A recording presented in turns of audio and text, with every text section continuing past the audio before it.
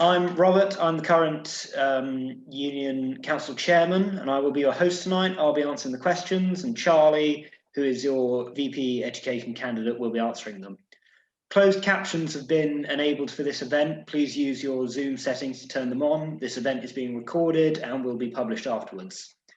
Thank you all to the students that submitted questions to be asked. We were limited with the number we could cover in this session due to time restrictions, but please do ask your questions after the event. After the questions submitted in advance have been asked, we will be asking questions from the audience. Please use the Q&A function to ask these, keeping them appropriate and in relation to the role, rather than questions to a specific candidate. Questions will be moderated by staff, and any inappropriate or offensive comments will be removed. So your candidate in today's session is Charlie Atkinson. Charlie, you have a maximum of 2 minutes to answer each question. Are you ready to go? Yeah. So, is there a particular issue that has motivated you to run for VP Education? What steps would you take to solve it? Well, yes. Like through my time on the course at my master's, I'm doing archival practice, and it's a very sort of practice-based course, and it's all about the skills you develop to go further on in your career. And I imagine many courses in the university is like this. And beyond just the basic placements, the university also has been offering a lot of opportunities, be it paid roles, placements, or volunteer roles in a wide amount of sectors. And I just sort of want to help the university advertise this through the SU. I believe the SU has quite a wide ability to share information through their website or their newsletter, sorry. I think it will have a huge effect on the student body to get this information out there. To what degree are you in touch with any problems relating to issues experienced by different year groups, schools, and faculties, and how will you go about familiarizing yourself with their issues? Well, I would like to say I don't think anyone on earth is going to know every single issue for every single student. And I feel if I was to become VP Education, a key part of my role would be working with course reps and school reps who will be more informed about individual issues. So I don't think it's bad to say I'm not in touch with everything. I just need to know people who are to help me work in my sort of role. It's going to be really important for me to build up these relationships just to make the biggest difference possible. Obviously, if you want me to repeat a question, just ask, because that was quite a long one. Often academic tutors are the first people students turn to with an issue, academic or personal. Do you think this works, and how could this system be improved to best respond to student needs? I don't think this system works, to be honest. I think there is the base for a very good system there, but more needs to be done to improve it. Because I think on the academic side, giving students the opportunity to have access to an academic relevant to their course and to be able to approach them with issues is, in theory, a brilliant opportunity to help students develop. But I think the issue arises with the more personal side of the question. Like, I've heard students who are uncomfortable approaching their academic tutor with personal issues, be it they find them unapproachable generally, or even once they have approached them, what they've said isn't as useful as it could be. And I think one of the key sort of things I need to work on in this role would be making sure academic tutors understand what the university offers in a wider range in regards to personal issues, because I think the best thing they can do is sometimes just signpost someone who knows how to deal with the issue. And at the moment, from what I've heard, this just isn't happening. What campaigns and activities will you undertake to ensure that the COVID pandemic doesn't continue to have impacts on student grades next year?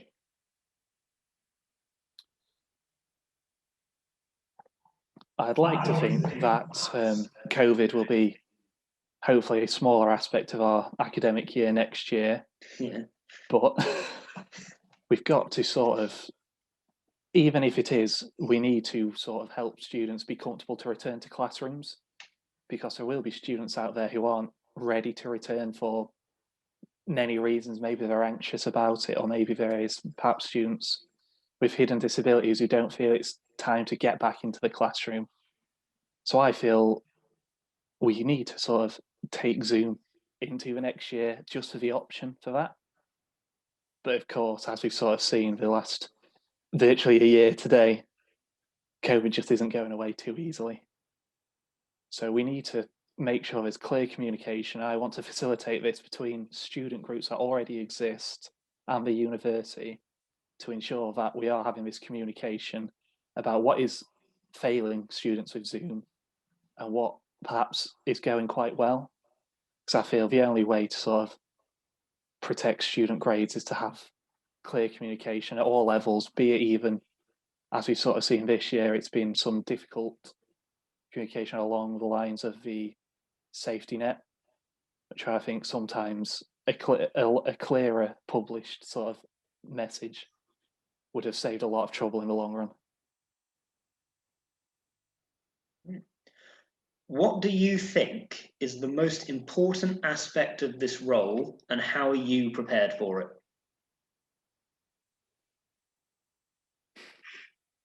Without sort of repeating myself, I think the most important aspect of this role is working with course reps and school reps, because I feel I need to be available to them just so issues are being raised if they need to get to such a high level, and just so I can keep aware of all issues that are going along within the university and the academic side of it.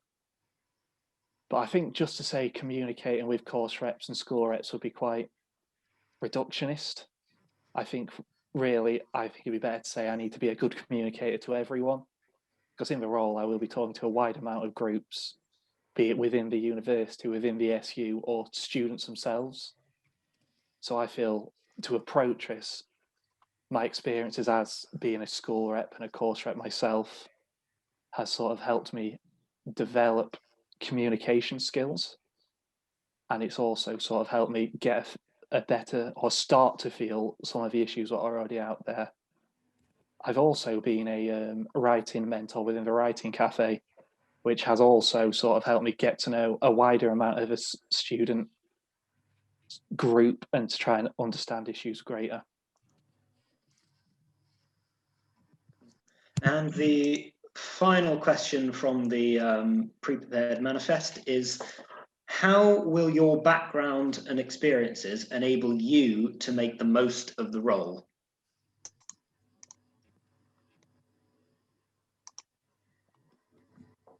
I think with my background, it's worth mentioning I come from a town from the lower end of the socio-economic scale, and from a school where you don't go to university. And I come from a family where I was the first of the family to go to university in the first place, never mind study at master's level.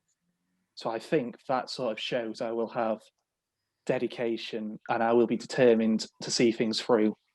And that's going to stay into this role. Similarly, as I keep saying about school being my role as a school rep and a course rep, the skills I've learnt here has helped me understand how the SU is run and how I can best position myself in this role to make change. And I think if I'm going to create healthy relationships between these groups, it helps me to have known both sides of it. Cool. That's the end of the pre-prepared questions. Do you want to just take a quick break, just because you've been talking for nearly 11 minutes? So thank you. If we have a two-minute recess, and then we'll come back with the questions from the audience. Cool. You ready to start again, Charlie? Yes, definitely. Cool. So the first question is, how will you ensure that those on smaller courses have their voice heard?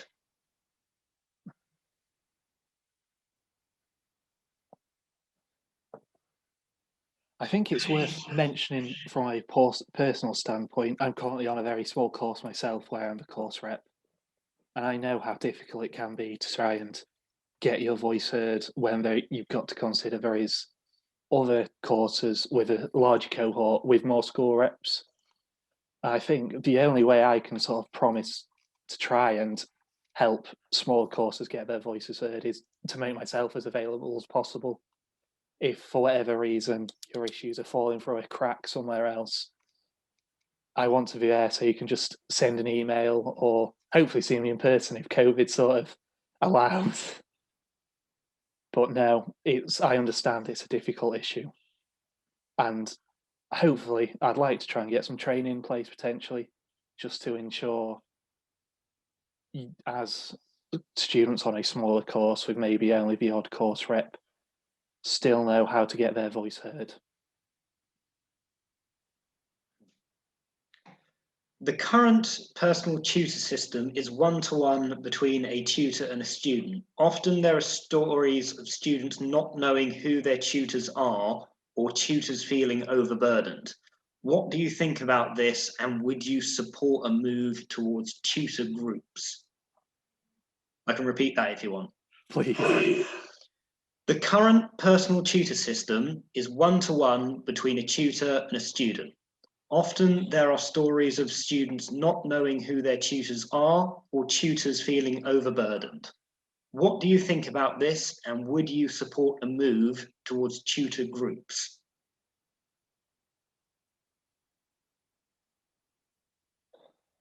Well, I think obviously if there's issues where students don't know who their personal or academic tutor is, that shows there is a flaw in the system somewhere. I find it quite shocking that, as far as I'm aware, that is one of the first things you sort of get told in your freshers week who your sort of personal tutor will be. And if students, especially in their first week of their first year at university, aren't getting this information, it's not setting them up to have a successful academic career here. So I suppose making sure we need to know that all students are at least being told who they are, and that, like I say, they need to be working on being more approachable.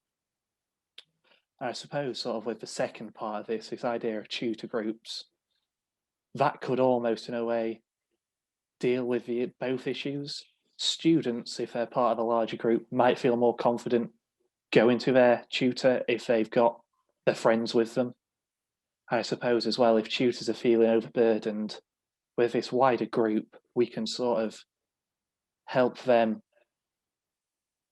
get to know the issues of the students, because there's a good chance these are the same students they're teaching as well. So I feel having tutor groups may be a good step forward to maybe having a more effective system. Should you be elected, what would your first priority be? I think it would be this push to make sure students know what the university is offering in terms of experience within either their course or what sort of sector they're wanting to go to work in beyond their study. I know from personal experience, having the opportunity to work in some archives offered through the university, through their current Mayflower programme, has helped me develop both academically as well as personally. I think it's worth mentioning that this also does fall in to another issue I'm quite passionate about with students, that it's hard as a student to get your education when money can be such an issue. And I'm aware that quite a lot of these opportunities do pay students. So I'm hoping that it could almost solve two issues in one, making sure students know what opportunities are out there. One, it's going to help them get experience in whatever field they want to be beyond maybe a placement, as well as helping them feel more comfortable at the university financially. I may be more comfortable in Plymouth as a whole, living away from home. Excellent. There aren't any more questions currently. There is a statement saying, thank you for standing up and offering to take on this very challenging role. Not necessarily a question, just feedback. Thank you.